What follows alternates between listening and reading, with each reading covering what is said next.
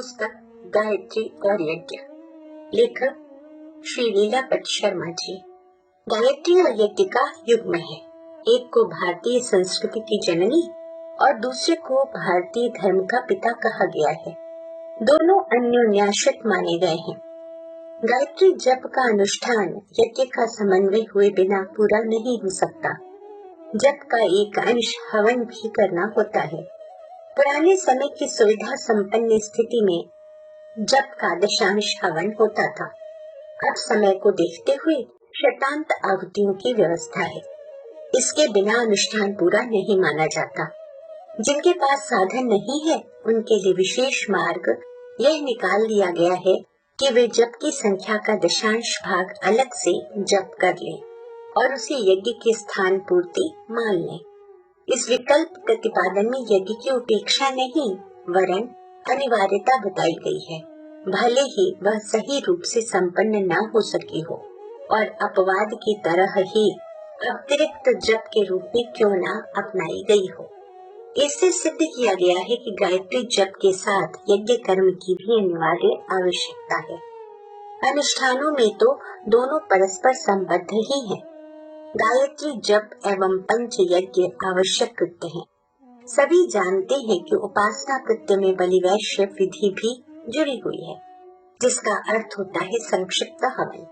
कठिनाई के दिनों में यह बलिवैश्य इतना संक्षिप्त हो गया था कि महिलाएं चूल्हे में से एक अग्नि निकालकर उस पर प्रथम सीखी रोटी के 5 कण गायत्री मंत्र का 5 बार उच्चारण करते हुए हवन कर लेती थी।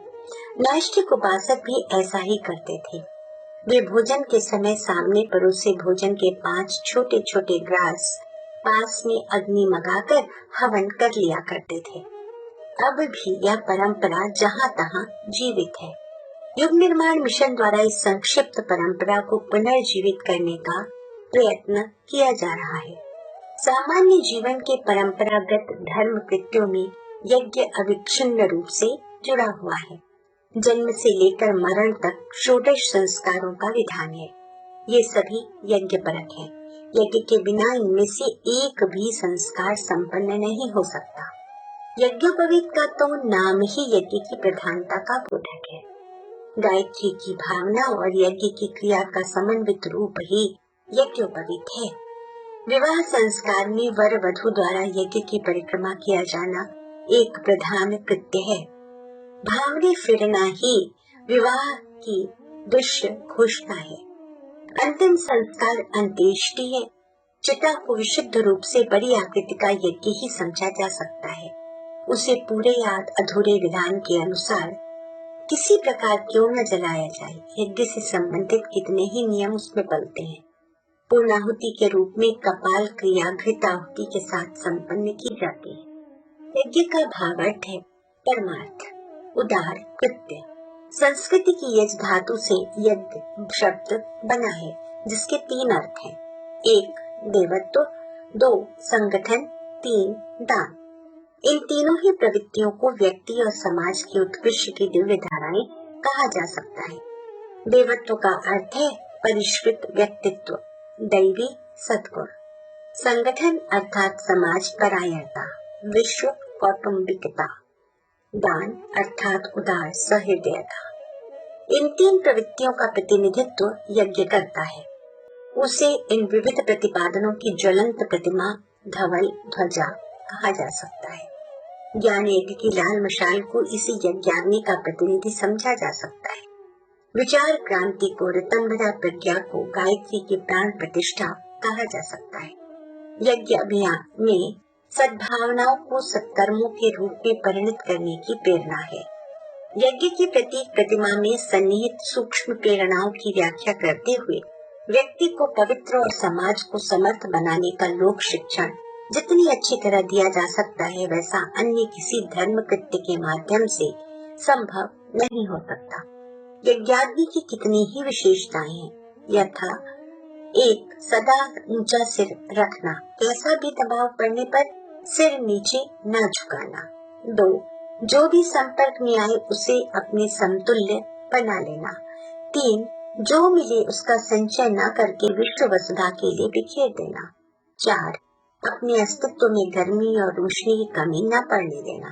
5. अपनी सामर्थ्य को लोक हित में नियोजित किए रहना आदि। यज्ञाग्नि ऋग्वेद के अनुसार ईश्वर प्रेरित पुरोहित है और वाणी के मुख रहने पर भी अपनी गतिविधियों से सर्वसाधारण को समग्र प्रगति और सुख शांति की प्रेरणा देता रहता है। यज्ञ का भौतिक विज्ञान भी है। वायु शोधन की दुर्गंध को सुगंध से दमन करने की यह प्रक्रिया मनुष्य की सबसे बड़ी खुराक प्राणवायु के परिशोधन में महत्वपूर्ण योगदान करती है। आज जब वायु प्रदूषण की समस्या विश्व संकट का रूप धारण करती जा रही है, तो परिशोधन के प्रमुख अस्त्र यज्ञोपचार को फिर से प्रखर बनाना होगा। रोग कीटाणुओं को मारने की जितनी आवश्यकता यज्ञ ऊर्जा में है, उतनी सरल, व्यापक और सस्ती पद्धति अभी तक नहीं खोजी जा सकी है। यज्ञ में प्राचीन काल में शारीरिक व्याधियों और मानसिक आधियों के खोए पृष्ठ यदि फिर से ढूंढे जा सके और इस विज्ञान को नए सिरे से सुव्यवस्थित किया जा सके, तो ऐसे सत्परिणामों को पूरी संभावना है कि शारीरिक ही नहीं, मानसिक रोगों का भी सफल उपचार किया जा सकता है। चिकित्सा पद्धतियों में यज्ञ चिकित्सा को इसलिए वरिष्ठता मिल सकती है कि औषधियों को सूक्ष्मतम वायुभूत बनाकर शरीर में अत्यंत सरलता से पहुंचाया जा सकता है। औषधि उपचार में स्थूल प्रक्रिया अपनाए जाने के कारण इतनी गहरी पैठ इतनी जल्दी नहीं हो सकती। आज की गणना का पर्यवेक्षण करने से प्रतीत होता है कि शारीरिक रोगों से अधिक खर्च, विक्षिप्तता, सनकी, बुरी आदतें, अपराधी प्रवृत्तियां, उच्छृंखलता, आवेशग्रस्तता, अचिंत्य चिंतन, दुर्भावना जैसी मानसिक व्यथाएं मनुष्य को कहीं अधिक दुख दे रही हैं और विपत्ति का कारण बन रही हैं। इस संकट का निवारण यज्ञोपचार का सुव्यवस्थित रूप बन जाने पर भली प्रकार से भी किसी न किसी रूप में शारीरिक और मानसिक व्याधियों के समाधान में बहुत कुछ सहायता मिलती है। प्राचीन काल के यज्ञ युग में सर्वत्र विपुल वर्षा होती थी। इससे यज्ञ कर्म और मेघ वर्षा के निमित्त विशिष्ट अग्निहोत्रों के प्रयोग हुए हैं और बहुत बार सफल भी रहे हैं। पर वस्तुतः पर्जन्य इससे आगे का वह प्राण तत्व है जो यज्ञ के माध्यम से आकाश में उत्पन्न होता है और पवन तथा बादलों के माध्यम से धरती पर बरसता है। इस पर्जन्य प्राण वर्षा से समस्त जड़ चेतनों को नव जीवन एवं समर्थ उल्लास प्राप्त होता है। घास पात, औषधियाँ, जल, अन्न, वायु, दूध आदि को पर्जन्य से विशिष्ट परिपोषण मिलता है। उनका सामर्थ्य स्तर कहीं अधिक बढ़ जाता है। फलतः उन्हें जो भी पशु या मनुष्य प्रयोग करते हैं, उनकी प्रखरता कहीं अधिक बढ़ जाती है। यह उपलब्धि सर्वतोमुखी प्रगति में हर दृष्टि से सहायक सिद्ध होती है।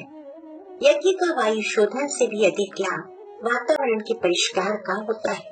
वायु की शुद्धता का स्वास्थ्य पर सीधा प्रभाव पड़ता है। वातावरण से व्यक्तित्व का हर पक्ष प्रभावित होता है। उससे चिंतन को दिशा मिलती है। प्रवृत्तियों के परिशोधन का आधार खड़ा होता है। जनमानस के परिष्कार का जो लक्ष्य लेकर युग निर्माण मिशन चल रहा है, उसके लिए प्रचारात्मक, रचनात्मक कार्यक्रम तो अपनाने ही होंगे। लेखनी और वाणी का प्रयोग तो करना ही होगा, किंतु स्थूल प्रयत्नों से अंतःकरणों के मर्म स्थलों को प्रभावित, परिष्कृत करने में इतने साधन ही पर्याप्त न होंगे। उज्जवल भविष्य की संरचना में जिस प्रकार का वातावरण अभिष्ट है, उसे बनाने में गायत्री यज्ञों की श्रृंखला से अति महत्वपूर्ण अनुकूलता उत्पन्न हो सकती है। इस महान महत्ता को समझकर ही गायत्री यज्ञों की परंपरा प्रचलित की गई थी। उसे छोड़ देने से अपनी दुर्गति हुई। उसे फिर से ठीक किया जाना चाहिए। अग्निहोत्र की परंपरा घर घर चलनी चाहिए। जब घर घर में यज्ञ की प्रतिष्ठा थी, तब यह भारत भूमि स्वर्ग संपदाओं की स्वामिनी थी। आज यज्ञ को त्यागने से ही हमारी दुर्गति हो रही है। यज्ञ शब्द का सामान्य संस्कृत अर्थ दान, संगठन, देव पूजन है। भावार्थ है दिव्य प्रयोजनों के लिए संगठित रूप से अनुदान प्रस्तुत करना। यही है वह पुण्य प्रवृत्ति जिसके कारण नर पशु को नर नारायण बनने का अवसर मिलता है। मानवीय गरिमा इसी उदार सेवा साधना पर अवलंबित है। अग्नि में पकाए जाने पर जिस तरह स्वर्ण की कलुष्ठा मिट्टी और आभा निखरती है, उसी प्रकार यज्ञ दर्शन को अपनाकर मनुष्य उत्कृष्टता के शिखर पर चढ़ता और देवत्व की ओर अग्रसर होता है। साधनाओं में भी हवन अनिवार्य है। जितने भी पाठ, पुरस्चरण, जप, साधन किए जाते हैं, वे चाहे वेदोक्त हो चाहे तांत्रिक, हवन उनमें किसी न किसी रूप में अवश्य करना पड़ता है। गायत्री उपासना में भी हवन आवश्यक है। अनुष्ठान या पुरस्चरण में जप से 10वां भाग हवन करने का विधान है। परिस्थिति वर्ष 10वां भाग आहुतियां न दी जा सके तो शतांश अर्थात 100वां भाग आवश्यक है। गायत्री को माता और यज्ञ को पिता माना गया है। इन्हीं दोनों के संयोग से मनुष्य का आध्यात्मिक जन्म होता है, जिसे द्विजत्व कहते हैं। ब्राह्मण, क्षत्रिय, वैश्य को द्विज कहते हैं। द्विज का अर्थ है दूसरा जन्म। जैसे अपने शरीर को जन्म देने वाले माता पिता की सेवा पूजा करना मनुष्य का नित्य कर्म है, उसी प्रकार गायत्री माता और यज्ञ पिता की पूजा भी प्रत्येक द्विज का आवश्यक धर्म कृत्य है। ब्रह्मा जी ने मनुष्यों के साथ ही यज्ञ को भी पैदा किया और उनसे कहा कि इस यज्ञ द्वारा तुम्हारी उन्नति होगी, इच्छित कामनाओं, आवश्यकताओं की पूर्ति होगी।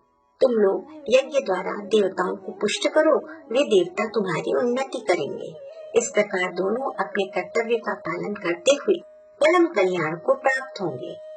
यज्ञ द्वारा पुष्ट किए हुए देवता अनायास ही तुम्हारी सुख शांति की वस्तुएं प्रदान करेंगे।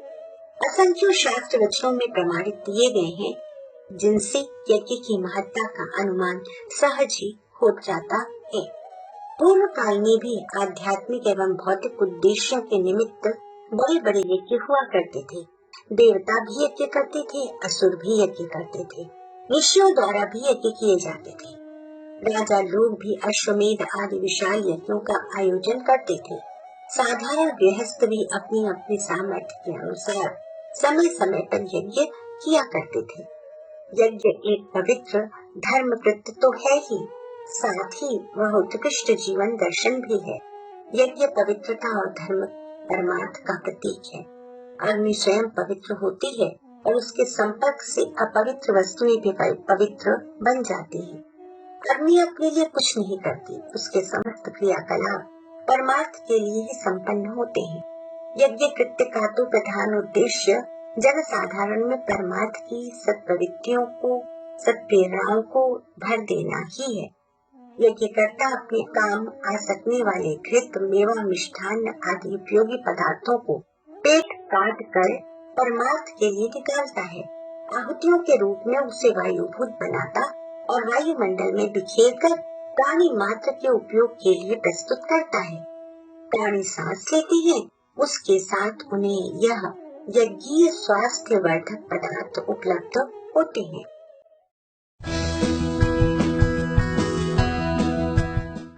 ऑडियो बुक पुस्तक गायत्री और यज्ञ, लेखक श्री लीलापत शर्मा जी। अग्निहोत्र का वास्तविक स्वरूप ही त्याग, संयम, सेवा, सदाचार, परोपकार, उदारता, सहृदयता, आत्मनिर्माण आदि को जीवन में चरितार्थ करना है। इस दृष्टि से अग्निहोत्र एक आध्यात्मिक नाटक है, जिसे देखकर उपर्युक्त भावनाएं जागृत होती हैं। स्वार्थपरता की प्रवृत्ति के स्थान पर परमार्थ परायणता का विकास होता है। जब तक यह परंपरा रही, हमारा सामाजिक जीवन हर दृष्टि से सुखद, समुन्नत और फलता फूलता रहा। किंतु इन प्रवृत्तियों के निर्बल होते ही सारा सामाजिक तंत्र ही लड़खड़ा गया। कलेवर तो आज भी जीवित है, किंतु वह निष्प्राण ही है। दक्षिणा और चढ़ोतरी के लोभ में ही यह कृत्य होते मिलते हैं। देव दक्षिणा के रूप में जनमानस के परिष्कार का आवश्यक अंग इनमें से समाप्त है। यही कारण है कि उसका अभीष्ट प्रतिफल जनजीवन को मिलता नहीं। यज्ञ का वास्तविक उद्देश्य अपने आप को परमात्मा के चरणों में सौंप देना है। मन, बुद्धि, चित्त, अहंकार का अंतःकरण चतुष्टय, 10 इंद्रियां, 10 प्राण, आंतरिक संपदाओं को भी जीवन जब परमात्मा को सौंपता है, उनकी आहुति भगवान में लगा देने का होम करता है, तभी सच्चा यज्ञ उद्देश्य प्राप्त होता है। यज्ञ पुरुष परमात्मा ही है, उसके चरणों में अपने को समिधा की भांति समर्पित कर देने से अपना स्वरूप भी वैसे ही यज्ञमय हो जाता है जैसे हवन की अग्नि में पड़ी हुई समिधा तथा सामग्री अग्नि रूप हो जाती है। परमात्मा की आज्ञाएं, प्रेरणाएं, वैराग्य, स्वाध्याय, भक्ति आदि साधनों से ईश्वरीय प्रकाश को अपनी अंतः भूमिका में अधिकाधिक धारण करना ही यज्ञ है। सर्वव्यापक परमात्मा को सब में समाया हुआ देखकर गुप्त दुष्कर्मों से बचना चाहिए। परमात्मा को सर्वव्यापक समझने वाला व्यक्ति कभी कोई कुविचार एवं कुकर्म नहीं कर सकता, क्योंकि जब उसे अपने अंतःकरण में परमात्मा दिखाई पड़ता है तो कुविचार कैसे करे। इसी प्रकार विश्व के कण कण में जब प्रभु दिखाई पड़ता है तो कौन सा गुप्त स्थान ऐसा हो सकता है जहाँ वह अपनी चोरी को छिपा ले। इसी प्रकार जो सर्वत्र प्रभु की विद्यमानता अनुभव करेगा वह सभी जड़ चेतनों के साथ सद्व्यवहार के अतिरिक्त और कुछ नहीं कर सकता। इसलिए यज्ञ पुरुष भगवान को सर्वव्यापी मानकर उसे अपनी अंतरात्मा में धारण करना ही आध्यात्मिक यज्ञ है। इस यज्ञ निष्ठा को सर्वत्र यज्ञ पुरुष का ही रूप देखने की ब्रह्म दृष्टि को योगी जन सदैव अपनाते रहे हैं। शास्त्रों में भी इसका समर्थन है। ब्रह्मार्पणम ब्रह्मः विवर ब्रह्माग्नौ ब्रह्मणाहुतम ब्रह्मैव तेन गंतव्यम ब्रह्म कर्म समाधिनाम। गीता 4/24। द्रव्य यज्ञ से अदृश्य आकाश में जो आध्यात्मिक विद्युत तरंगे फैलती हैं, वे लोगों के मनों में से द्वेष, पाप, अनीति, वासना, स्वार्थपरता, कुटिलता आदि बुराइयों को हटाती हैं। फलस्वरूप उससे अनेक समस्याएं हल होती हैं। अनेक उलझने, गुत्थियां, पेचीदगियां, चिंताएं, भय, आशंकाएं तथा बुरी संभावनाएं समूह नष्ट हो जाती हैं। राजा, धनी, संपन्न लोग, ऋषि, मुनि बड़े बड़े यज्ञ कराते थे, जिससे दूर दूर तक का वातावरण निर्मल होता था और देशव्यापी, समाजव्यापी, विश्वव्यापी बुराइयां तथा उलझने सुलझती थी। साधारण गृहस्थ छोटे छोटे हवन करते थे, जिससे उनके घर की, कुटुंब की, ग्राम की छोटी छोटी समस्याएं हल होती थी। व्यापक सुख, समृद्धि, वर्षा, आरोग्य, सुख शांति के लिए बड़े बड़े यज्ञों की आवश्यकता पड़ती थी। नित्य का अग्निहोत्र बहुत सरल है, उसमें कुछ इतना भारी खर्च नहीं होता कि मध्यम वृत्ति का मनुष्य इस भार को उठा न सके। जो लोग नित्य हवन नहीं कर सकते, वे सप्ताह में एक बार तो रविवार को अथवा अमावस्या पूर्णमासी को अथवा महीने में एक बार पूर्णमासी को थोड़ा या बहुत हवन करने का प्रयत्न करें। विधि विधान भी इन साधारण हवनों का कोई कठिन नहीं है। गायत्री यज्ञ विधान पुस्तक में उसकी सरल विधियां बताई गई हैं। उनके आधार पर बिना पंडित पुरोहित की सहायता के कोई भी द्विज उसे आसानी से कर सकता है। जहाँ कुछ भी विधान न मालूम हो, वहाँ केवल शुद्ध घृत की आहुतियां गायत्री मंत्र के अंत में स्वाहा शब्द लगाते हुए दी जा सकती है। किसी न किसी रूप में यज्ञ परंपरा को जारी रखा जाए तो वह भारतीय संस्कृति की एक बड़ी भारी सेवा है। यज्ञ किसी भी प्रकार घाटे का सौदा नहीं है। साधारण रीति से किए हुए हवन में जो धन व्यय होता है, एक प्रकार से देवताओं के बैंक में जमा हो जाता है और वह संतोषजनक ब्याज समेत लौटकर अपने को बड़ी महत्वपूर्ण आवश्यकता के समय पर वापस मिलता है। विधि पूर्वक शास्त्रीय पद्धति, विशिष्ट उपचारों एवं विधानों के साथ किए हवन तो और भी महत्वपूर्ण है। ऐसे यज्ञ एक प्रकार के दिव्य अस्त्र हैं। दैवी सहायताएं प्राप्त करने के लिए अचूक उपचार हैं। पूर्व काल में यज्ञ द्वारा मनोवांछित वर्षा होती थी। यज्ञ शक्ति से सुसज्जित होकर योद्धा लोग अजय बनते थे। यज्ञ द्वारा योगी लोग अपनी तपस्या पूर्ण करके आत्म साक्षात्कार करते थे।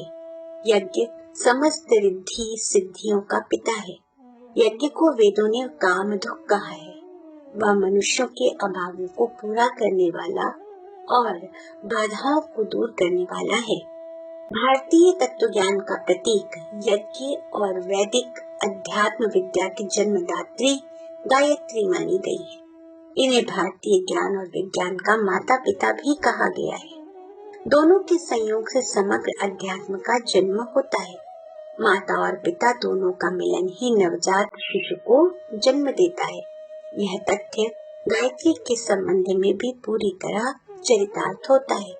ज्ञान और कर्म का युग्म ही गायत्री यज्ञ है। इसे ज्ञान और विज्ञान दोनों ही प्रकार से जीवनचर्या में अवधारण करना होता है। प्रत्येक भारतीय धर्मावलंबी के लिए गायत्री का जप आवश्यक है, भले ही वह न्यूनतम एक माला जितनी ही क्यों न हो। यह धर्म कृत्य 5 मिनट में पूरा हो जाता है। गायत्री की प्रतीक उपासना शिखा या यज्ञोपवीत के रूप में, यज्ञ की प्रतीक पूजा गौग्राम के रूप में देव संस्कृति की पूजन प्रक्रिया में अनिवार्य मानी गई है। गायत्री का दूसरा पक्ष यज्ञ है। दोनों को मिलाकर माता पिता जैसा युग्म बनता है। यज्ञ का शब्दार्थ है पुण्य, परमार्थ, पराक्रम, संगठन। इन उद्देश्यों का प्रतीक अग्निहोत्र के रूप में भी क्रियान्वित होता है, पर वह इतने तक ही सीमित नहीं है। उसके भावार्थ में वे सभी तत्व आते हैं जो व्यक्तित्व को परिष्कृत बनाते हैं। एक शब्द में यज्ञ को सत्कर्म भी कह सकते हैं। गायत्री को सज्ञान का प्रतीक और यज्ञ को सत्कर्म का प्रतिनिधि माना जा सकता है। इसके अभ्यास में गायत्री का जप और यज्ञ का अग्निहोत्र यजन हो सकता है, पर इन दोनों ऊर्जा भरी प्रेरणाओं को इतने तक सीमित नहीं माना जाना चाहिए। जो इन कर्म कांडों को कर नहीं पाते, उन्हें भी गायत्री और यज्ञ का विरोधी नहीं कह सकते। क्रियाओं का मूल्यांकन उनके साथ जुड़े रहने वाली भावनाओं के आधार पर ही किया जाता है। यज्ञ सामूहिकता का प्रतीक है। अन्य उपासनाएं या धर्म प्रक्रियाएं ऐसी हैं जिन्हें कोई अकेला कर या करा सकता है, पर यज्ञ ऐसा कार्य है जिसमें अधिक सहयोग की आवश्यकता है। होली आदि बड़े यज्ञ तो सदा सामूहिक ही होते हैं। यज्ञ आयोजनों में सामूहिकता, सहकारिता और एकता की भावनाएं विकसित होती हैं। गायत्री सद्बुद्धि की देवी और यज्ञ सत्कर्मों का पिता है। सद्भावनाओं एवं सत्प्रवृत्तियों के अभिवर्धन के लिए गायत्री माता और यज्ञ पिता का युग्म हर दृष्टि से सफल और समर्थ सिद्ध हो सकता है। गायत्री यज्ञों की विधि व्यवस्था बहुत ही सरल, लोकप्रिय एवं आकर्षक भी है। जगत के दुर्बुद्धिग्रस्त जनमानस का संशोधन करने के लिए सद्बुद्धि की देवी गायत्री महामंत्र की शक्ति एवं सामर्थ्य अद्भुत भी है और अद्वितीय भी। यज्ञ धातु से यज्ञ शब्द बना है, जिसका अर्थ है देव पूजा, संगतिकरण एवं दान। ईश्वरीय दिव्य शक्तियों की आराधना, उपासना, उसकी समीपता, संगति तथा अपनी समझी जाने वाली वस्तुओं को उनके अर्पण करना, यह यज्ञ की आध्यात्मिक प्रक्रिया है। देवगुण संपन्न सत्पुरुषों की सेवा एवं संगति करना तथा उन्हें सहयोग देना भी यज्ञ है। व्यवहारिक अर्थों में इसे यूं भी कह सकते हैं कि बड़ों का सम्मान, बराबर वालों से संगति, मैत्री, अपने से छोटों को, कम शक्ति वालों को दान सहायता करना यज्ञ है। इस प्रकार ईश्वर की उपासना, सत्य तत्व का अभिवर्धन एवं पारंपरिक सहयोग भी यज्ञ माने जाते हैं। यूं हवन के अर्थ में यह शब्द का प्रयोग तो प्रसिद्ध ही है। यह हवन द्वारा भी उपरोक्त तीनों प्रयोजन पूर्ण होते हैं। देवों को हवि प्रदान, वेद मंत्रों का उच्चारण, ऋतविजों को दक्षिणा, इन तीनों कार्यों का संयोग यज्ञ कहलाता है।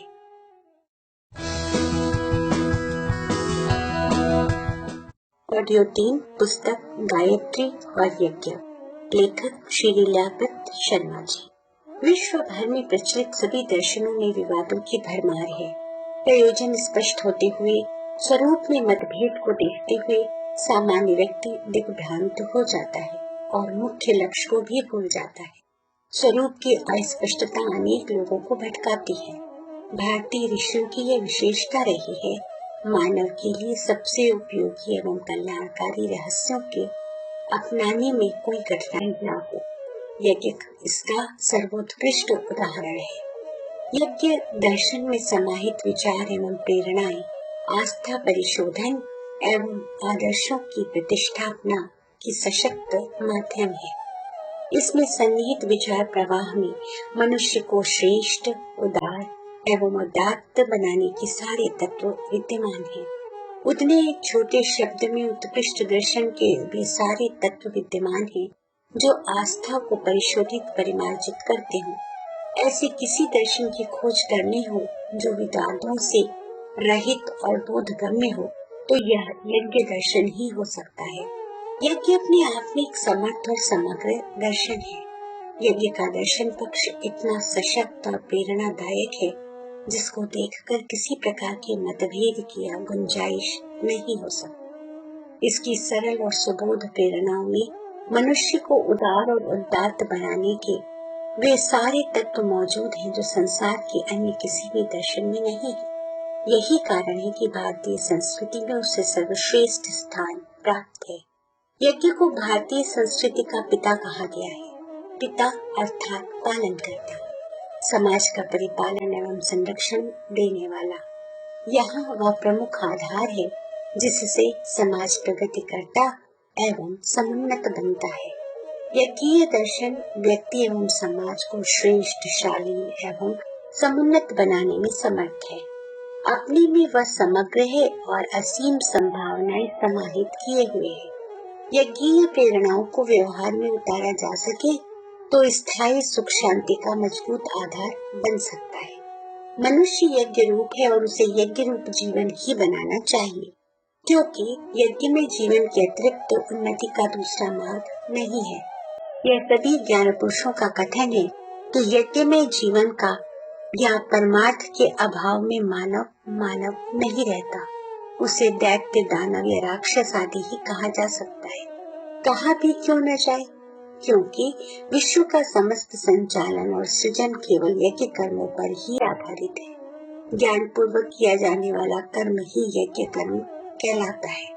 मानव जो परमात्मा की कृति का अनुपम रत्न कहा जाता है, वह यदि कर्मों से रहित होकर केवल स्वार्थ कर्मों को ही प्रधानता देता है तो उसे पतित या मूर्ख, अधम पुरुष ही कहना चाहिए। जो विश्व में सुख फैलाने के लिए कर्म करता है, जिसके कर्मों में प्राणी मात्र आनंद की सांस लेकर समृद्ध होते हैं, वही विश्व विजयी होता है। हमारी आयु यज्ञ के लिए हो और हम यज्ञ के लिए संसार में जीवित रहे। हमारी सामाजिक, आत्मिक और शारीरिक शक्तियाँ सब यज्ञ के लिए ही हों। हमारे नेत्र यज्ञ के लिए हों, अर्थात हम अपने नेत्रों का उपयोग परोपकार के लिए, हमारे नेत्र पराई बहन बेटियों को माता के समान और पराये धन को मिट्टी के ढेले के समान देखें। हमारे कान पवित्र वेदों को सुनने वाले हों।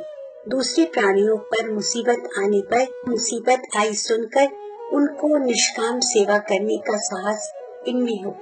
इन कानों से हम किसी की व्यर्थ निंदा न सुने। हमारी वाणी समय अनुकूल, संयत और सत्य व प्रिय बोलने वाली ही हमारी वाणी में ओज हो, बल हो, ताकि हम अपने गर्जन से दुष्ट कार्यों की दुष्टता को दूर कर सकें और सदाचारी पुरुषों को परमार्थ के लिए संगठित करके लोकोपचार में लगा सकें। गीता में कहा गया है कि प्रजापति ने यह सृष्टि यज्ञ के साथ ही बनाई है। स्पष्ट है कि यह सारा जगत यज्ञमय है। प्रकृति अपने आप में एक यज्ञ है। यज्ञ का अर्थ है त्याग, बलिदान, सहकारिता आदि। समाज में जब तक ये वृत्तियां जागृत एवं सक्रिय रहें, तब तक समाज के विकास में कभी बाधा नहीं आ सकती। यज्ञ के माध्यम से इन भावनाओं को उभार कर स्वार्थपरता का नीतिपूर्ण कुचक्र तोड़कर धरा पर स्वर्ग लाना संभव है। जो हमारे लिए उपयोगी है उसे हम समाज के लिए अर्पित कर दें, सबके हित में उसका उपयोग होने दें। यज्ञ कर्म कांड द्वारा यही भाव पुष्ट किया जाता है। अपनी चीज केवल अपने लिए की भावना विकार पैदा करती है। शास्त्र वाक्य है कि जो व्यक्ति किसी वस्तु का अकेले ही उपयोग करता है वह पाप करता है। इस पाप का दंड सारा समाज पाता है। यज्ञ का अर्थ है त्याग और उपकार। व्यक्तिगत उन्नति और सामाजिक प्रगति का सारा आधार इसी एक प्रवृत्ति पर निर्भर है। प्रजापति ने यज्ञ को मनुष्य के साथ जवाबदेही की तरह पैदा किया और यह व्यवस्था की कि एक दूसरे का अभिवर्धन करते हुए दोनों फले फूले। अध्यात्म का मूल तत्व है भक्ति। भक्ति का अर्थ है प्रेम। प्रेम का स्वरूप है त्याग। प्रेम का परिचय त्याग में ही दिया गया है। जो त्याग नहीं कर सकता वह प्रेमी नहीं। भक्ति का अर्थ परमात्मा के लिए, विश्वात्मा के लिए अपने संकुचित स्वार्थों का त्याग करना ही है। सच्ची भक्ति इसी प्रकार की जाती है। त्याग का ही दूसरा नाम यज्ञ है। यज्ञ को विष्णु का रूप भी कहा जाता है। उसे प्रत्यक्ष परमेश्वर भी माना जा सकता है। जहाँ कहीं निस्वार्थ त्याग भावना परिलक्षित होती हो, वहाँ परमेश्वर की प्रत्यक्ष उपस्थिति माननी चाहिए। मनुष्य जाति ने पशुओं की तुलना में जो आश्चर्यजनक प्रगति की है, उसका मूल तत्व उसकी बुद्धिमत्ता नहीं, सहयोगात्मक प्रवृत्ति है। इस प्रवृत्ति ने उसे समूह जीवी प्राणी के रूप में विकसित किया। परिवार, ग्राम और संघ बनाकर रहने लगा। इस परंपरा के साथ साथ एक दूसरे को अपनी अनुभूतियों, चेतनाओं से परिचित कराया। एक के ज्ञान से दूसरे ने लाभ उठाया। इसी क्रम से बुद्धिमत्ता बढ़ती गई, मस्तिष्क सतेज होता गया और मनुष्य धीरे धीरे इसी क्रम में आगे बढ़ता हुआ आज सृष्टि के सर्वश्रेष्ठ प्राणी की स्थिति तक आ पहुंचा है।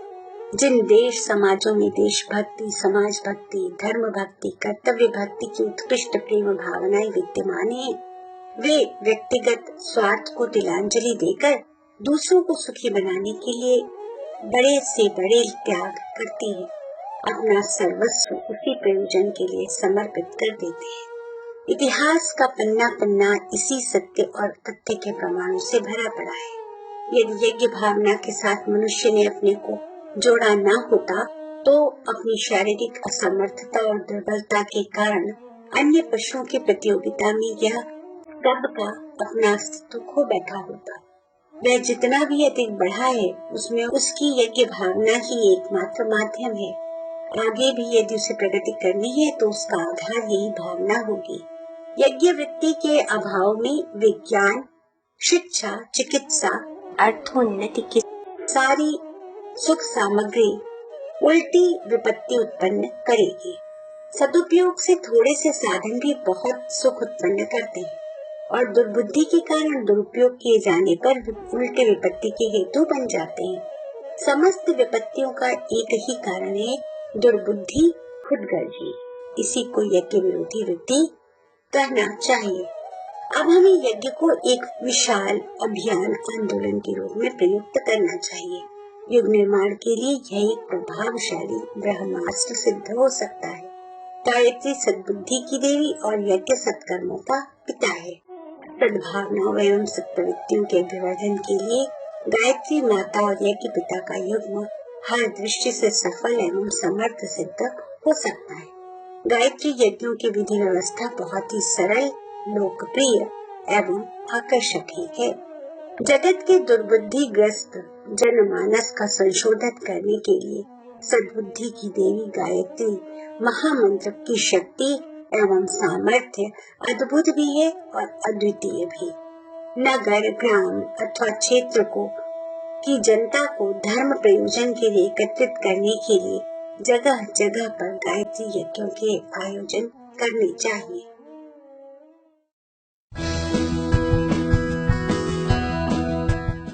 पुस्तक गायत्री और यज्ञ, लेखक श्री लीलापत शर्मा जी।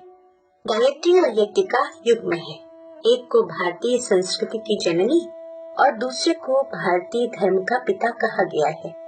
दोनों अन्योन्याश्रित माने गए हैं। गायत्री जप का अनुष्ठान यज्ञ का समन्वय हुए बिना पूरा नहीं हो सकता। जप का एक अंश हवन भी करना होता है। पुराने समय की सुविधा संपन्न स्थिति में जप का दशांश हवन होता था। अब समय को देखते हुए शतांत आहुतियों की व्यवस्था है। इसके बिना अनुष्ठान पूरा नहीं माना जाता। जिनके पास साधन नहीं है, उनके लिए विशेष मार्ग यह निकाल दिया गया है कि वे जप की संख्या का दशांश भाग अलग से जप कर लें और उसे यज्ञ के स्थान पूर्ति मान लें।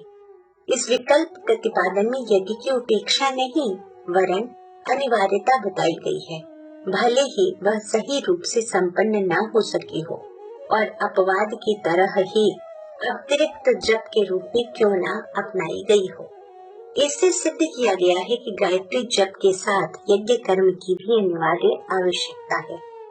अनुष्ठानों में तो दोनों परस्पर संबद्ध ही हैं। गायत्री जप एवं पंच यज्ञ आवश्यक कृत्य हैं। सभी जानते हैं कि उपासना कृत्य में बलिवैश्य विधि भी जुड़ी हुई है, जिसका अर्थ होता है संक्षिप्त हवन। कठिनाई के दिनों में यह बलिवैश्य इतना संक्षिप्त हो गया था कि महिलाएं चूल्हे में से एक अग्नि निकालकर उस पर प्रथम सीखी रोटी के 5 कण गायत्री मंत्र का 5 बार उच्चारण करते हुए हवन कर लेती थी। नैष्ठिक उपासक भी ऐसा ही करते थे। वे भोजन के समय सामने परोसे भोजन के 5 छोटे छोटे ग्रास पास में अग्नि मंगाकर हवन कर लिया करते थे। अब भी यह परंपरा जहाँ तहाँ जीवित है। युग निर्माण मिशन द्वारा इस संक्षिप्त परंपरा को पुनर्जीवित करने का प्रयत्न किया जा रहा है। सामान्य जीवन के परंपरागत धर्म कृत्यों में यज्ञ अविच्छिन्न रूप से जुड़ा हुआ है। जन्म से लेकर मरण तक षोडश संस्कारों का विधान है। ये सभी यज्ञ परक है। यज्ञ के बिना इनमें से एक भी संस्कार संपन्न नहीं हो सकता। यज्ञोपवीत का तो नाम ही यज्ञ की प्रधानता का बोधक है। गायत्री की भावना और यज्ञ की क्रिया का समन्वित रूप ही यज्ञोपवीत है। विवाह संस्कार में वर वधू द्वारा यज्ञ की परिक्रमा किया जाना एक प्रधान कृत्य है। भावने फिरना ही विवाह की दृश्य घोषणा है। अंतिम संस्कार अंत्येष्टि है। चिता को विशुद्ध रूप से बड़ी आकृति का यज्ञ ही समझा जा सकता है। उसे पूरे या अधूरे विधान के अनुसार किसी प्रकार क्यों न जलाया जाए, यज्ञ से संबंधित कितने ही नियम उसमें पलते हैं। पूर्णाहुति के रूप में कपाल क्रिया घृताहुति के साथ संपन्न की जाती है। यज्ञ का भावार्थ है परमार्थ, उदार, कृत्य। संस्कृति की यज धातु से यज्ञ शब्द बना है, जिसके 3 अर्थ हैं। 1 देवत्व, 2 संगठन, 3 दान। इन तीनों ही प्रवृत्तियों को व्यक्ति और समाज की उत्कृष्ट की दिव्य धाराएं कहा जा सकता है। देवत्व का अर्थ है परिष्कृत व्यक्तित्व, दैवी सद्गुण। संगठन अर्थात समाज परायणता, विश्व कौटुंबिकता। दान अर्थात उदार सहृदयता। इन 3 प्रवृत्तियों का प्रतिनिधित्व यज्ञ करता है। उसे इन विविध प्रतिपादनों की ज्वलंत प्रतिमा, धवल ध्वजा कहा जा सकता है। ज्ञान यज्ञ की लाल मशाल को इसी यज्ञाग्नि का प्रतिनिधि समझा जा सकता है। विचार क्रांति को, ऋतंभरा प्रज्ञा को गायत्री की प्राण प्रतिष्ठा कहा जा सकता है। यज्ञ अभियान में सद्भावनाओं को सत्कर्मों के रूप में परिणत करने की प्रेरणा है। यज्ञ की प्रतीक प्रतिमा में सन्निहित सूक्ष्म प्रेरणाओं की व्याख्या करते हुए व्यक्ति को पवित्र और समाज को समर्थ बनाने का लोक शिक्षण जितनी अच्छी तरह दिया जा सकता है, वैसा अन्य किसी धर्म कृत्य के माध्यम से संभव नहीं हो सकता। यज्ञाग्नि की कितनी ही विशेषताएं हैं, यथा 1 सदा ऊंचा सिर रखना, कैसा भी दबाव पड़ने पर सिर नीचे न झुकाना। 2 जो भी संपर्क में आए उसे अपने समतुल्य बना लेना। 3 जो मिले उसका संचय न करके विश्व वसुधा के लिए बिखेर देना। 4 अपने अस्तित्व में गर्मी और रोशनी की कमी न पड़ने देना। 5 अपनी सामर्थ्य को लोक हित में नियोजित किए रहना आदि। यज्ञाग्नि ऋग्वेद के अनुसार ईश्वर प्रेरित पुरोहित है और वाणी के मुख रहने पर भी अपनी गतिविधियों से सर्वसाधारण को समग्र प्रगति और सुख शांति की प्रेरणा देता रहता है। यज्ञ का भौतिक विज्ञान भी है। वायु शोधन की दुर्गंध को सुगंध से दमन करने की यह प्रक्रिया मनुष्य की सबसे बड़ी खुराक प्राणवायु के परिशोधन में महत्वपूर्ण योगदान करती है। आज जब वायु प्रदूषण की समस्या विश्व संकट का रूप धारण करती जा रही है, तो परिशोधन के प्रमुख अस्त्र यज्ञोपचार को फिर से प्रखर बनाना होगा। रोग कीटाणुओं को मारने की जितनी आवश्यकता यज्ञ ऊर्जा में है, उतनी सरल, व्यापक और सस्ती पद्धति अभी तक नहीं खोजी जा सकी है। यज्ञ में प्राचीन काल में शारीरिक व्याधियों और मानसिक आधियों के खोए पृष्ठ यदि फिर से ढूंढे जा सके और इस विज्ञान को नए सिरे से सुव्यवस्थित किया जा सके, तो ऐसे सत्परिणामों को पूरी संभावना है कि शारीरिक ही नहीं, मानसिक रोगों का भी सफल उपचार किया जा सकता है। चिकित्सा पद्धतियों में यज्ञ चिकित्सा को इसलिए वरिष्ठता मिल सकती है कि औषधियों को सूक्ष्मतम वायुभूत बनाकर शरीर में अत्यंत सरलता से पहुंचाया जा सकता है। औषधि उपचार में स्थूल प्रक्रिया अपनाए जाने के कारण इतनी गहरी पैठ इतनी जल्दी नहीं हो सकती। आज की गणना का पर्यवेक्षण करने से प्रतीत होता है कि शारीरिक रोगों से अधिक खर्च, विक्षिप्तता, सनकी, बुरी आदतें, अपराधी प्रवृत्तियां, उच्छृंखलता, आवेशग्रस्तता, अचिंत्य चिंतन, दुर्भावना जैसी मानसिक व्यथाएं मनुष्य को कहीं अधिक दुख दे रही हैं और विपत्ति का कारण बन रही हैं। इस संकट का निवारण यज्ञोपचार का सुव्यवस्थित रूप बन जाने पर भली प्रकार से भी किसी न किसी रूप में शारीरिक और मानसिक व्याधियों के समाधान में बहुत कुछ सहायता मिलती है। प्राचीन काल के यज्ञ युग में सर्वत्र विपुल वर्षा होती थी। इससे यज्ञ कर्म और मेघ वर्षा के निमित्त विशिष्ट अग्निहोत्रों के प्रयोग हुए हैं और बहुत बार सफल भी रहे हैं। पर वस्तुतः पर्जन्य इससे आगे का वह प्राण तत्व है जो यज्ञ के माध्यम से आकाश में उत्पन्न होता है और पवन तथा बादलों के माध्यम से धरती पर बरसता है। इस पर्जन्य प्राण वर्षा से समस्त जड़ चेतनों को नव जीवन एवं समर्थ उल्लास प्राप्त होता है। घास पात, औषधियां, जल, अन्न, वायु, दूध आदि को पर्जन्य से विशिष्ट परिपोषण मिलता है। उनका सामर्थ्य स्तर कहीं अधिक बढ़ जाता है। फलतः उन्हें जो भी पशु या मनुष्य प्रयोग करते हैं, उनकी प्रखरता कहीं अधिक बढ़ जाती है। यह उपलब्धि सर्वतोमुखी प्रगति में हर दृष्टि से सहायक सिद्ध होती है। यज्ञ का वायु शोधन से भी अधिक लाभ वातावरण के परिष्कार का होता है। वायु की शुद्धता का स्वास्थ्य पर सीधा प्रभाव पड़ता है। वातावरण से व्यक्तित्व का हर पक्ष प्रभावित होता है।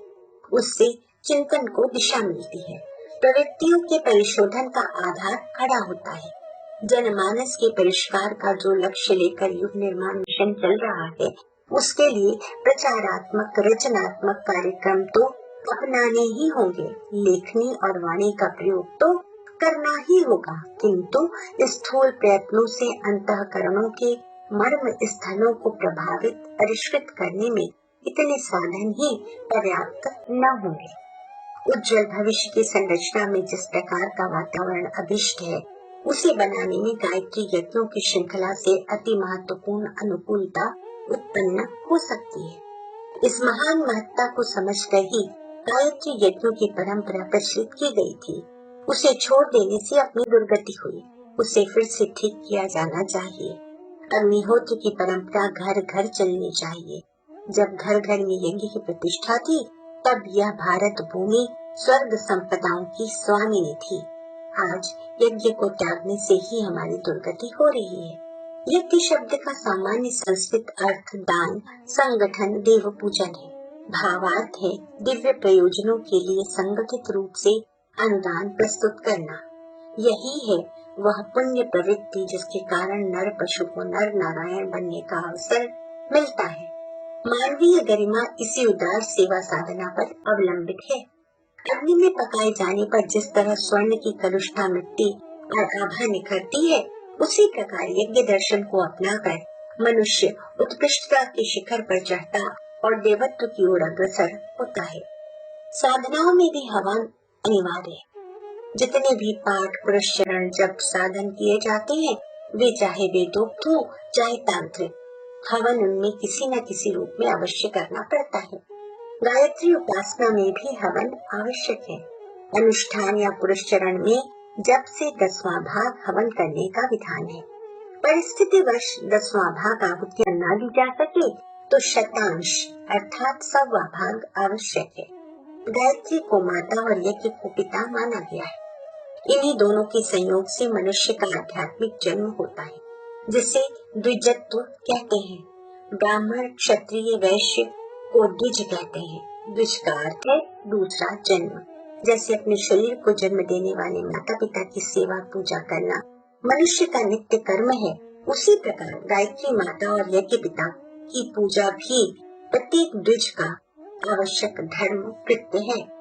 ब्रह्मा जी ने मनुष्यों के साथ ही यज्ञ को भी पैदा किया और उनसे कहा कि इस यज्ञ द्वारा तुम्हारी उन्नति होगी, इच्छित कामनाओं आवश्यकताओं की पूर्ति होगी। तुम लोग यज्ञ द्वारा देवताओं को पुष्ट करो, वे देवता तुम्हारी उन्नति करेंगे। इस प्रकार दोनों अपने कर्तव्य का पालन करते हुए परम कल्याण को प्राप्त होंगे। यज्ञ द्वारा पुष्ट किए हुए देवता अनायास ही तुम्हारी सुख शांति की वस्तुएं प्रदान करेंगे। असंख्य शास्त्र वचनों में प्रमाणित दिए गए हैं, जिनसे यज्ञ की महत्ता का अनुमान सहज ही हो जाता है। पूर्व काल में भी आध्यात्मिक एवं भौतिक उद्देश्यों के निमित्त बड़े बड़े यज्ञ हुआ करते थे। देवता भी यज्ञ करते थे, असुर भी यज्ञ करते थे, ऋषियों द्वारा भी यज्ञ किए जाते थे। राजा लोग भी अश्वमेध आदि विशाल यज्ञों का आयोजन करते थे। साधारण गृहस्थ भी अपनी अपनी सामर्थ्य के अनुसार समय समय पर यज्ञ किया करते थे। यज्ञ एक पवित्र धर्म कृत्य तो है ही, साथ ही वह उत्कृष्ट जीवन दर्शन भी है। यज्ञ पवित्रता और धर्म परमार्थ का प्रतीक है। अग्नि स्वयं पवित्र होती है और उसके संपर्क से अपवित्र वस्तुएं भी पवित्र बन जाती है।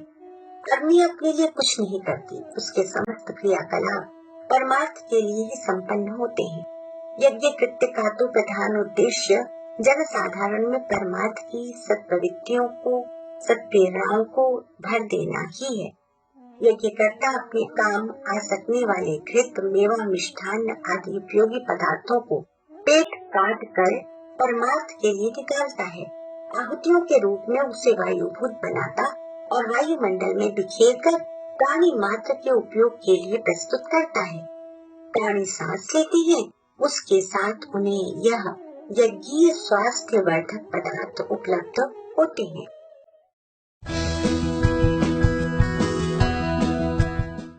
ऑडियो बुक पुस्तक गायत्री और यज्ञ, लेखक श्री लीलापत शर्मा जी। अग्निहोत्र का वास्तविक स्वरूप ही त्याग, संयम, सेवा, सदाचार, परोपकार, उदारता, सहृदयता, आत्मनिर्माण आदि को जीवन में चरितार्थ करना है। इस दृष्टि से अग्निहोत्र एक आध्यात्मिक नाटक है, जिसे देखकर उपर्युक्त भावनाएं जागृत होती हैं। स्वार्थपरता की प्रवृत्ति के स्थान पर परमार्थ परायणता का विकास होता है। जब तक यह परंपरा रही, हमारा सामाजिक जीवन हर दृष्टि से सुखद, समुन्नत और फलता फूलता रहा। किंतु इन प्रवृत्तियों के निर्बल होते ही सारा सामाजिक तंत्र ही लड़खड़ा गया। कलेवर तो आज भी जीवित है, किंतु वह निष्प्राण ही है। दक्षिणा और चढ़ोतरी के लोभ में ही यह कृत्य होते मिलते हैं।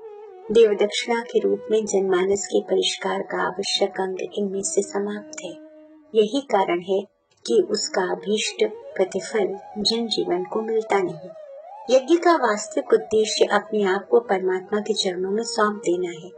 मन, बुद्धि, चित्त, अहंकार का अंतःकरण चतुष्टय, 10 इंद्रियां, 10 प्राण, आंतरिक संपदाओं को भी जीवन जब परमात्मा को सौंपता है, उनकी आहुति भगवान में लगा देने का होम करता है, तभी सच्चा यज्ञ उद्देश्य प्राप्त होता है। यज्ञ पुरुष परमात्मा ही है। उसके चरणों में अपने को समिधा की भांति समर्पित कर देने से अपना स्वरूप भी वैसे ही यज्ञमय हो जाता है, जैसे हवन की अग्नि में पड़ी हुई समिधा तथा सामग्री अग्नि रूप हो जाती है। परमात्मा की आज्ञाएं, प्रेरणाएं, वैराग्य, स्वाध्याय, भक्ति आदि साधनों से ईश्वरीय प्रकाश को अपनी अंतः भूमिका में अधिकाधिक धारण करना ही यज्ञ है। सर्वव्यापक परमात्मा को सब में समाया हुआ देखकर गुप्त दुष्कर्मों से बचना चाहिए। परमात्मा को सर्वव्यापक समझने वाला व्यक्ति कभी कोई कुविचार एवं कुकर्म नहीं कर सकता। क्योंकि जब उसे अपने अंतःकरण में परमात्मा दिखाई पड़ता है तो कुविचार कैसे करे। इसी प्रकार विश्व के कण कण में जब प्रभु दिखाई पड़ता है तो कौन सा गुप्त स्थान ऐसा हो सकता है जहाँ वह अपनी चोरी को छिपा ले। इसी प्रकार जो सर्वत्र प्रभु की विद्यमानता अनुभव करेगा वह सभी जड़ चेतनों के साथ सद्व्यवहार के अतिरिक्त और कुछ नहीं कर सकता। इसलिए यज्ञ पुरुष भगवान को सर्वव्यापी मानकर उसे अपनी अंतरात्मा में धारण करना ही आध्यात्मिक यज्ञ है। इस यज्ञ निष्ठा को सर्वत्र यज्ञ पुरुष का ही रूप देखने की ब्रह्म दृष्टि को योगी जन सदैव अपनाते रहे हैं। शास्त्रों में भी इसका समर्थन है।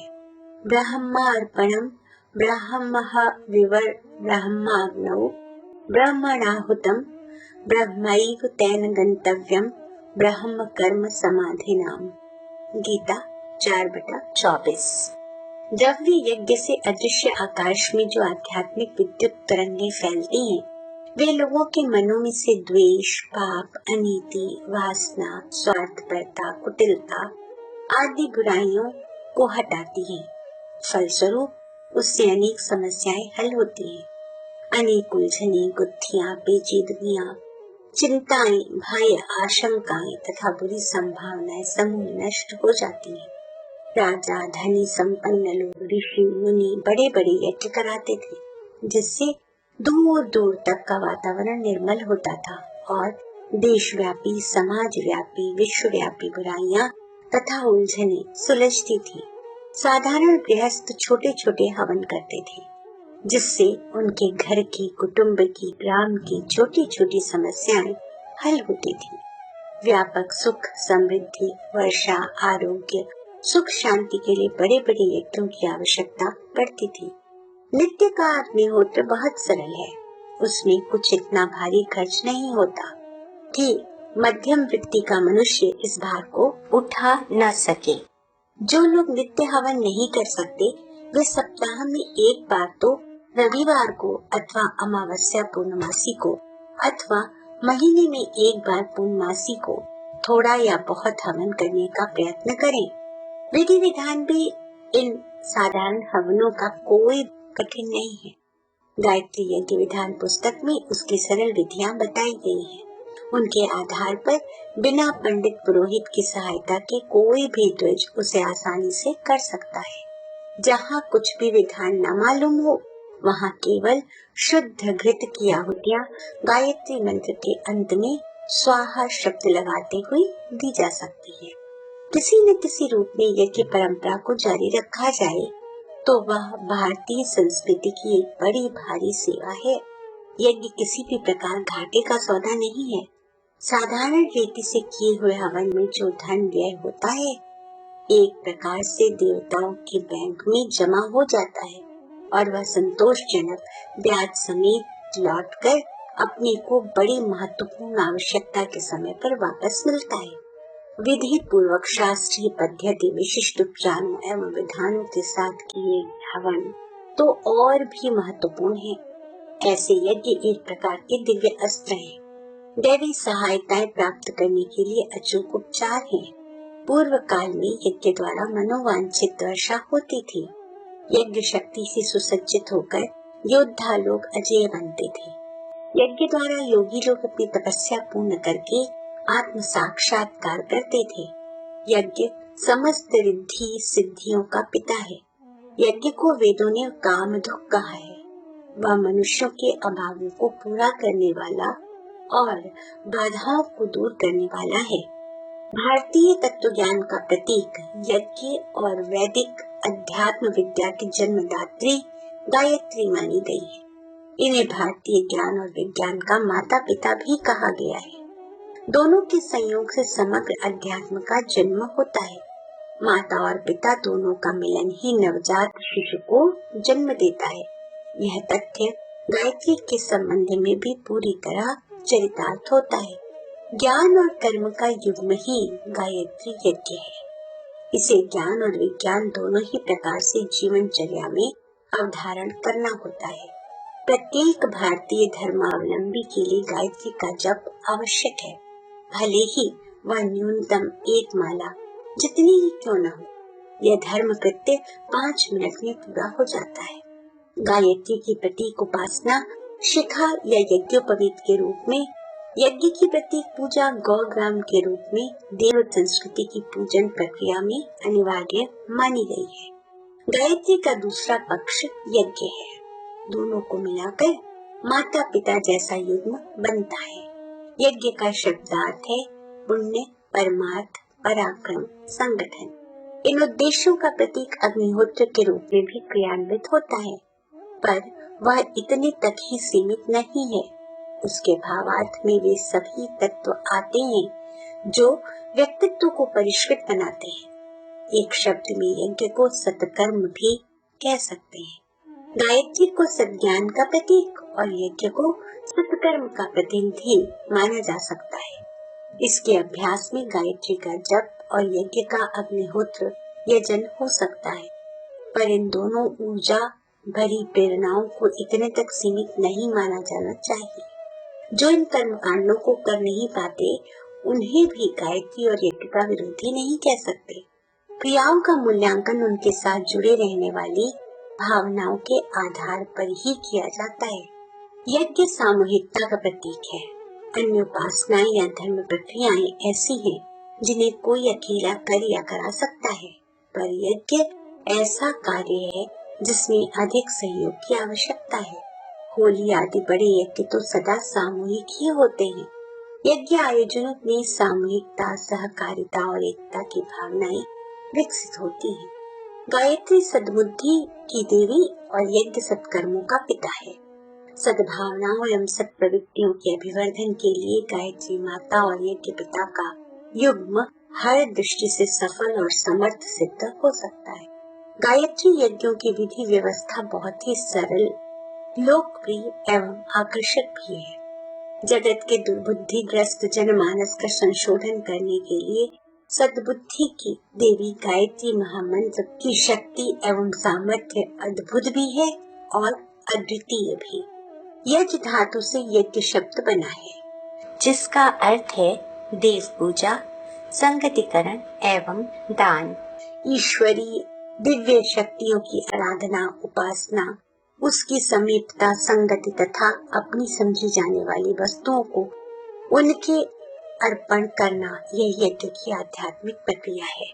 देवगुण संपन्न सत्पुरुषों की सेवा एवं संगति करना तथा उन्हें सहयोग देना भी यज्ञ है। व्यवहारिक अर्थों में इसे यूं भी कह सकते हैं कि बड़ों का सम्मान, बराबर वालों से संगति, मैत्री, अपने से छोटों को, कम शक्ति वालों को दान सहायता करना यज्ञ है। इस प्रकार ईश्वर की उपासना, सत तत्व का अभिवर्धन एवं पारंपरिक सहयोग भी यज्ञ माने जाते हैं। यो हवन के अर्थ में यह शब्द का प्रयोग तो प्रसिद्ध ही है। यह हवन द्वारा भी उपरोक्त तीनों प्रयोजन पूर्ण होते हैं। देवों को हवि प्रदान, वेद मंत्रों का उच्चारण, ऋत्विजों को दक्षिणा, इन तीनों कार्यों का संयोग यज्ञ कहलाता है।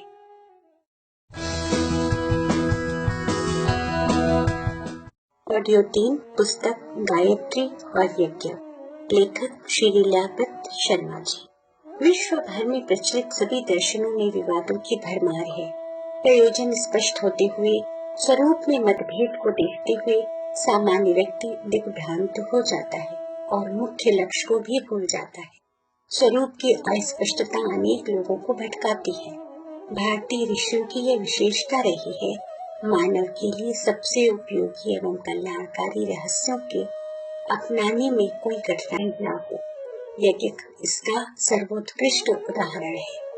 यज्ञ दर्शन में समाहित विचार एवं प्रेरणाएं, आस्था परिशोधन एवं आदर्शों की प्रतिष्ठापना की सशक्त माध्यम है।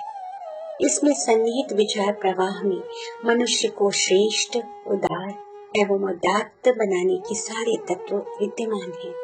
उतने एक छोटे शब्द में उत्कृष्ट दर्शन के वे सारे तत्व विद्यमान हैं जो आस्था को परिशोधित, परिमार्जित करते हो। ऐसे किसी दर्शन की खोज करनी हो जो विवादों से रहित और बोधगम्य हो, तो यह यज्ञ दर्शन ही हो सकता है। यज्ञ अपने आप में एक समर्थ और समग्र दर्शन है। यज्ञ का दर्शन पक्ष इतना सशक्त और प्रेरणादायक है जिसको देखकर किसी प्रकार के मतभेद की गुंजाइश नहीं हो सकती। इसकी सरल और सुबोध प्रेरणाओं में मनुष्य को उदार और उदात्त बनाने के वे सारे तत्व मौजूद हैं जो संसार के अन्य किसी भी दर्शन में नहीं है।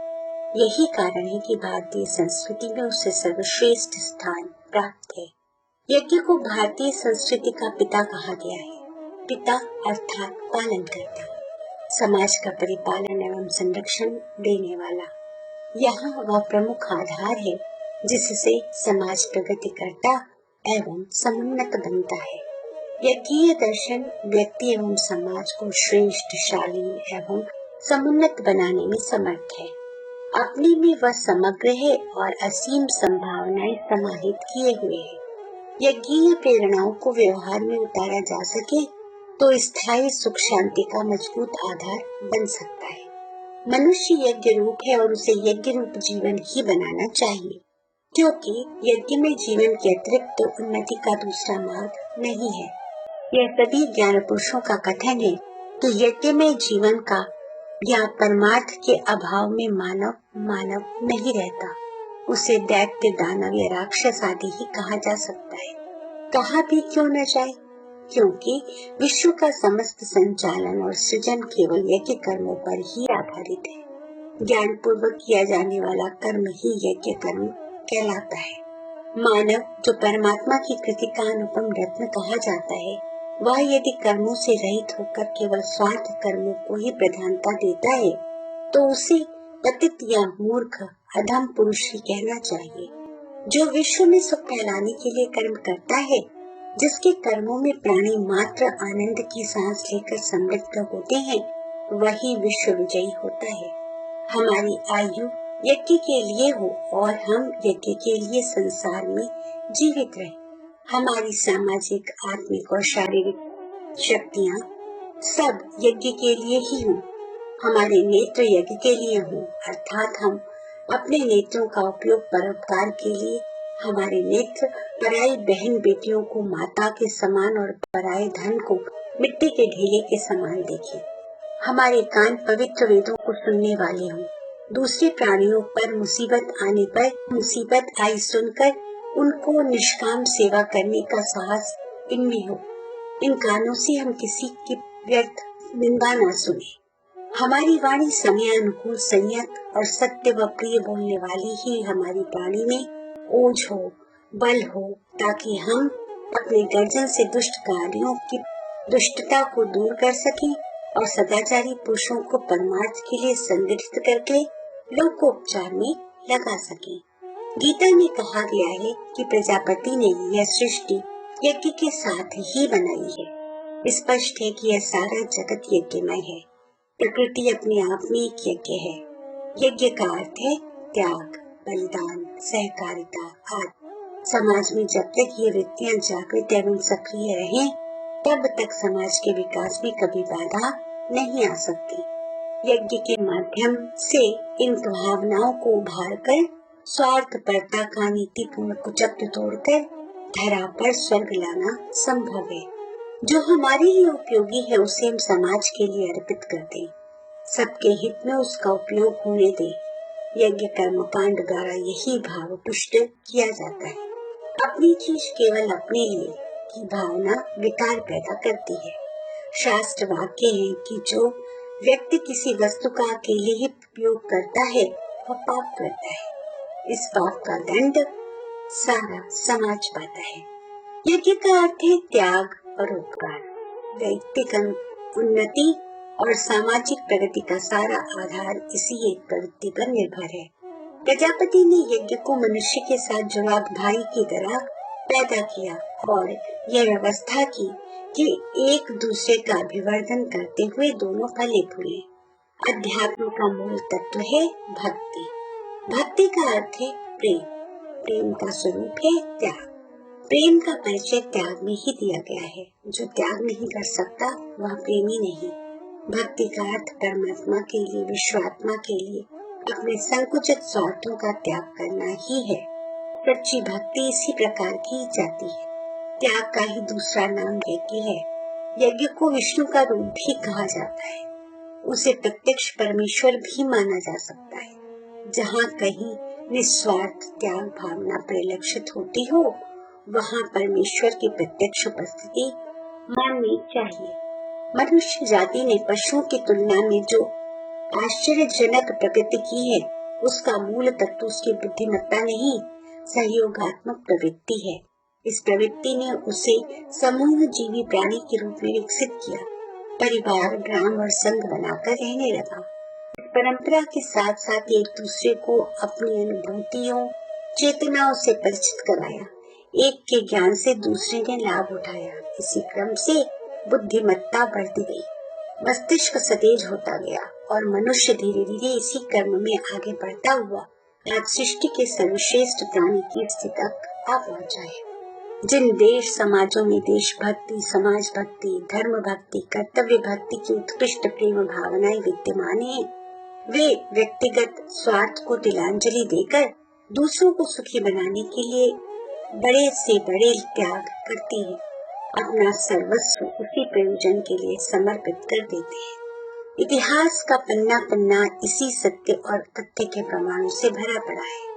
यदि यज्ञ भावना के साथ मनुष्य ने अपने को जोड़ा न होता, तो अपनी शारीरिक असमर्थता और दुर्बलता के कारण अन्य पशुओं की प्रतियोगिता में यह सबका अपना अस्तित्व खो बैठा होता। वह जितना भी अधिक बढ़ा है, उसमें उसकी यज्ञ भावना ही एकमात्र माध्यम है। आगे भी यदि उसे प्रगति करनी है तो उसका आधार यही भावना होगी। यज्ञ वृत्ति के अभाव में विज्ञान, शिक्षा, चिकित्सा, अर्थोन्नति की सारी सुख सामग्री उल्टी विपत्ति उत्पन्न करेगी। सदुपयोग से थोड़े से साधन भी बहुत सुख उत्पन्न करते हैं और दुर्बुद्धि के कारण दुरुपयोग किए जाने पर उल्टे विपत्ति के हेतु बन जाते हैं। समस्त विपत्तियों का एक ही कारण है, दुर्बुद्धि, खुदगर्जी। इसी को यज्ञ विरोधी वृत्ति कहना चाहिए। अब हमें यज्ञ को एक विशाल अभियान आंदोलन के रूप में प्रयुक्त करना चाहिए। युग निर्माण के लिए यह एक प्रभावशाली ब्रह्मास्त्र सिद्ध हो सकता है। गायत्री सद्बुद्धि की देवी और यज्ञ सत्कर्मों का पिता है। सद्भावनाओं एवं सत्प्रवृत्तियों के अभिवर्धन के लिए गायत्री माता और यज्ञ पिता का युग्म हर दृष्टि से सफल एवं समर्थ सिद्ध हो सकता है। गायत्री यज्ञों की विधि व्यवस्था बहुत ही सरल, लोकप्रिय एवं आकर्षक ही है। जगत के दुर्बुद्धि ग्रस्त जनमानस का संशोधन करने के लिए सद्बुद्धि की देवी गायत्री महामंत्र की शक्ति एवं सामर्थ्य अद्भुत भी है और अद्वितीय भी। नगर, ग्राम अथवा क्षेत्र को की जनता को धर्म प्रयोजन के लिए एकत्रित करने के लिए जगह जगह पर गायत्री यज्ञों के आयोजन करने चाहिए।